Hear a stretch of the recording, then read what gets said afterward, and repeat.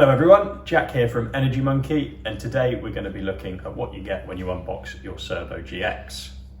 You can see here we've got a range of the GX devices, from the old Venus here all the way up to the Acrano, which is the built-in one, all-in-one touchscreen display and GX device there. And the GX device really acts as the brain and the communications hub for your Victron system, and it's really the easiest way that you can get access to your console and remote console on VRM2. Now, by far our most popular GX device is of course the Cerbo GX here that you might be familiar with, and that's probably because you can mount this little box about the size of your smartphone in with all your Victron components, and then you've got a 2 meter run of cable up to your touch display, so it's really handy for neatly mounting that one and not worrying about it there. So let's take a look at the connections on the Cerbo itself.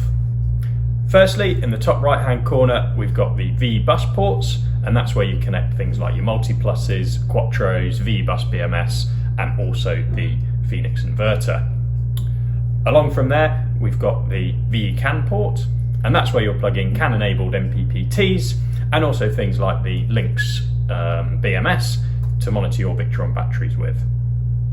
Moving along, we've also got the BMS CAN port here, and that's primarily for plugging in your third-party CAN bus managed batteries. Now with these CAN ports here, it's important to put one of these terminators in next to the adjacent port where the string finishes, as that has a little resistor in that signifies it's the end of the string, so the CAN bus knows what it's working with. Going back to the front right corner here then, we've got the Ethernet port, and that's what you can use to hardwire this into your router, which is something we always recommend because it provides you with a much more stable connection than using Wi-Fi. We've then got the 3 VE direct ports here, and those are for plugging in things like MPPTs, the Orion XS, and your shunt as well for monitoring those through your Cerbo. Along from there, you'll see the HDMI port where you can plug in your display like the GX Touch, and if you're using a GX Touch, you can use this port here, which is the powered USB port, to give power to that touch screen. The further 2 USB ports are there for other connections. You can put energy meters through these, the 4G dongle, and also an additional 2 V direct devices if you've got a V direct to USB inverter. We've got some more connections along the bottom of the Cerbo here.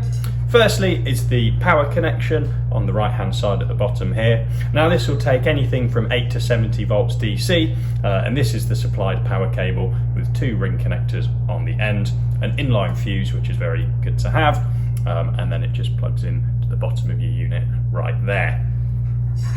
Along from here we've got the 2 relay connections. These have got normally open, common and normally closed. And these are really handy for things like automatic generator start-stops that you can wire up there. Moving along, you can also see we've now got the 3 types of inputs, the tank, temperature and digital inputs, and these are really good for external monitors such as resistive tank sensors, temperature sensors like the Victron one here. Now you'll notice all of these have got little black plugs in here, and those are for popping in your connections like so. They lock in just there, and it's really handy because these are all one directional, so you don't need to worry about which way your plug goes in because it will only go in one way. We've also got the micro SD slot, which you might just be able to see here on the bottom of the Cerbo, and that's really useful for increasing the internal storage because perhaps if you have an unstable Wi-Fi connection or internet connection, you can put an SD card in there and then take it out and read off the data so you don't lose the information there. You'll also notice this sticker here with the Wi-Fi access points information, and that's because the Cerbo broadcasts its own Venus Wi-Fi access point, which is useful if you haven't got a screen display and you haven't got an internet connection. You can actually still access your console locally by connecting to that access point there. So now you know what to expect when you purchase and unbox your Cerbo. Thank you very much for watching, and I hope this has been helpful for you.